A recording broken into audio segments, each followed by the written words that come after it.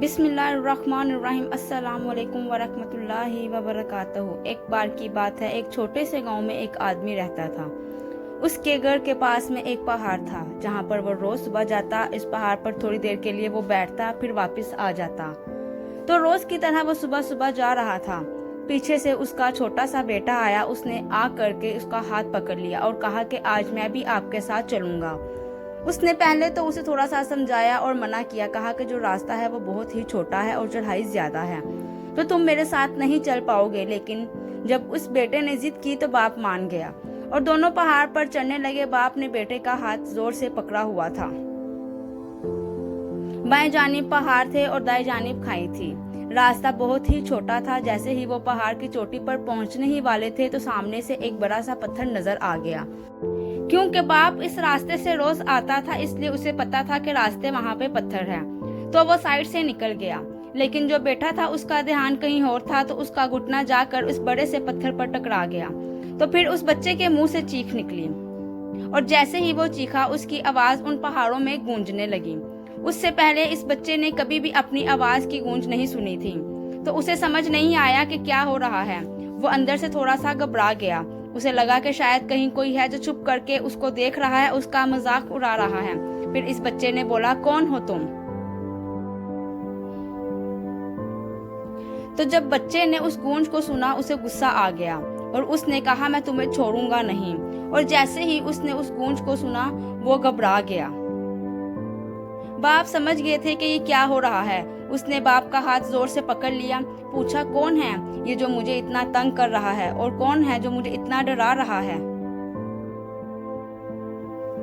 तो उसके बाप थोड़े से मुस्कुराए और उन्होंने खाई की तरफ देखा और जोर से बोला, मैं तुमसे बहुत प्यार करता हूँ। ये सुनकर वो बच्चा हैरान हो गया और उसे समझ नहीं आया कि ये हो क्या रहा है, कि वही इंसान जो उसका मजाक उड़ा रहा है और उसको तंग कर रहा है, उसके बाप को बोल रहा है कि मैं तुमसे बहुत प्यार करता हूँ।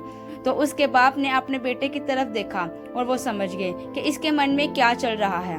और फिर दोबारा उन्होंने बोला, तुम बहुत अच्छे हो। और ये सुनकर उनका बेटा बहुत मुस्कुराया और पूछा अपने बाप से कि ये क्या हो रहा है। और फिर उसके बाप ने उसे बेटे को समझाया कि ये आवाज जो तुम सुन रहे हो ये किसी और की नहीं है, ये तुम्हारी ही आवाज है जो कि पहाड़ों में गूंज रही है और तुम्हें अपनी ही आवाज सुनाई दे रही है। जैसा तुम बोलते हो ठीक वैसा ही तुम्हें सुनाई देता है।